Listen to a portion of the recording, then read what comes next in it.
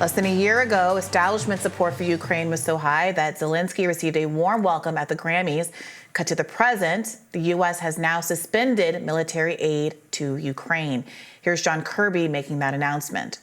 New updates on military assistance to Ukraine. I mean, has the well really run dry here, or what does it look like? We have issued the last drawdown package that we had funding to support, and that's why it's critical that Congress move on that national security supplemental request and we get more funding. The assistance that we provided has now ground to a halt.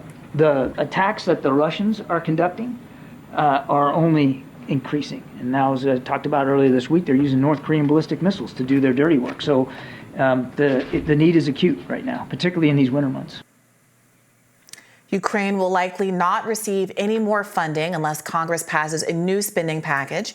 A deal is seemingly contingent on some sort of compromise on Republican demands regarding the southern border. So far, the U.S. has directed more than $75 billion in military, financial, and humanitarian support to Ukraine. Concerns about Ukraine aren't just financially focused. The recent death of Gonzalo Lira in a Ukrainian jail cell has raised questions about the state of civil liberties in the country.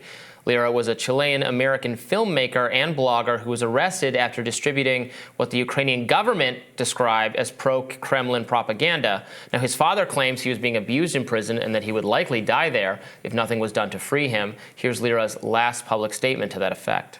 The genesis of this whole situation is because I had an opinion that went against the narrative. And that's why I went to prison. And that's why, if I'm arrested again, I will die in prison. So I ask you, please, as many people as possible, the American State Department knows exactly who I am and the situation I'm currently involved in. And they know the fate that awaits me. Now, friend of the show, Glenn Greenwald, weighed in saying neither Biden nor his top officials ever once uttered a word about Gonzalo Lira, despite his being an American imprisoned by Ukraine for speaking out, and despite the most unhinged Ukrainians threatening Lira's life. That signaled to Ukraine that they could do anything to him. Again, that's from Glenn Greenwald. So here we are at a point where there is no more aid money for Ukraine. Now, that's not for lack of trying on the administration's part. Right now, Zelensky is at Davos for the World Economic Forum meeting. Our Secretary of State, Antony Blinken, is there as well and said, according to the AP, that he's determined to keep supporting Ukraine. We're working very closely with Congress in order to do that. So the Biden administration would certainly like to send more money to Ukraine. Certain Republican leaders like Mitch McConnell would as well. But it is not for certain right now because there is an appetite to hold out. There's an exhaustion with this funding of the Ukrainian war effort, which has not brought Ukraine any closer to prevailing over Russia. The time for negotiations and peace talks is now. It was yesterday. It was the week and the months before that as well. But here we are. Yeah, we're now getting an admission, acknowledgement that there were an opportunity to settle this conflict about a month out from Russia's invasion, and that now Ukraine is actually in a less good negotiating position because now it has lost, 500,000 people or so have died in this conflict. They are in the middle of this winter. They're not enjoying the broad, both financial and kind of philosophical support from the world. It does seem like America is now distracted by its new shiny war in the Middle East and is being left against the by the wayside. And of course, you do have the small departure from the bipartisan blob consensus on wanting to fund the war in Ukraine and any other proxy war to, quote unquote, weaken Russia or weaken America's perceived economic enemies. But for the obstruction that the Freedom Caucus presented and the tumult that we saw around the speakership vote over the course of this year, I don't know that there would be as much resistance to the idea of continuing the multi-billion dollars of aid packages that have been going out of the door for the last 2 years now. Now, yeah, each of those votes were so perfunctory. We're so, well, of course we're going to offer more money, on and on and on. Right. Now, to this question of this freedom of speech and the journalist who has now died in jail, I'm really struck by the difference between how Evan Gershkovich has been covered by the liberal media at the Correspondents' Dinner. There were free Evan buttons. People have been very concerned about that. Wall Street Journal reporter who was arrested in Russia while on a reporting trip, and compare that to how Gonzalo Lira has been treated. Now, obviously, some of this is a credentialism sort of an issue. A Wall Street Journal reporter is seen as much more credible than someone like Lira, who had a more online sort of a career. He was a pickup artist at one point. He, I think, was more known in kind of alternative right online spaces. That being said, the stated reason for his arrest in Ukraine was, anti-Ukraine propaganda.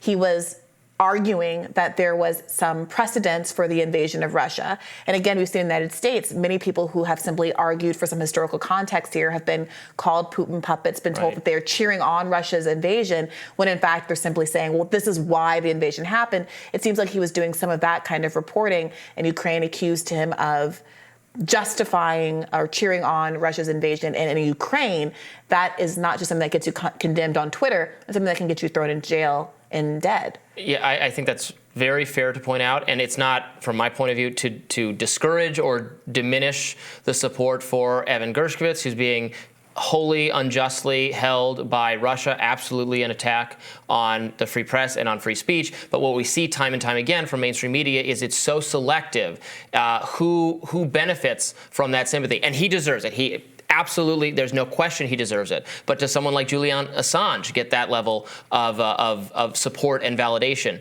It's a credentialism thing. The media is reluctant to recognize victims of censorship, imprisonment, due process violations when it's not in there, when it's someone who's estranged from their club. Yeah. And that's exactly what's going on here. Again, it makes you think, what's actually at stake? Is this a conflict between?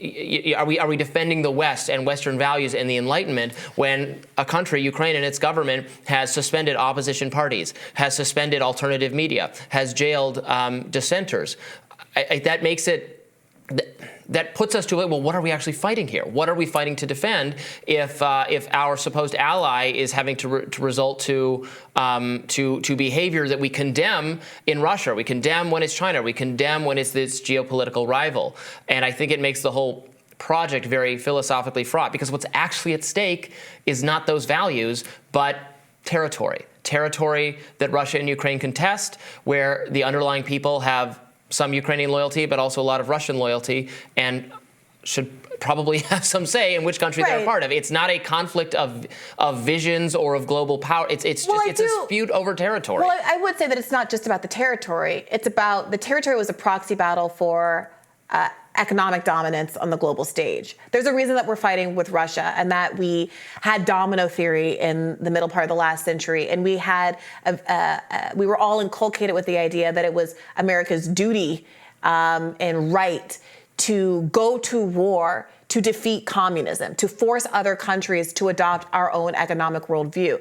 And you don't have to personally like and support communism to be able to see that we would certainly bristle at the idea that another power felt entitled to use military force to undermine what we have decided democratically in our country is the way that we'd like to run our government. And so remember that preceding this conflict, and this is the kind of reporting that I suspect that Lira got in trouble for, that there was a dispute as to whether or not the disputed regions in the East were going to be allowed to have independent vote about whether or not they wanted to accept a kind of Western IMF model controlling the country, or take an economic deal and package that was being offered by Russia. And the concern was that if democratic elections were allowed, that Russia was the likely choice.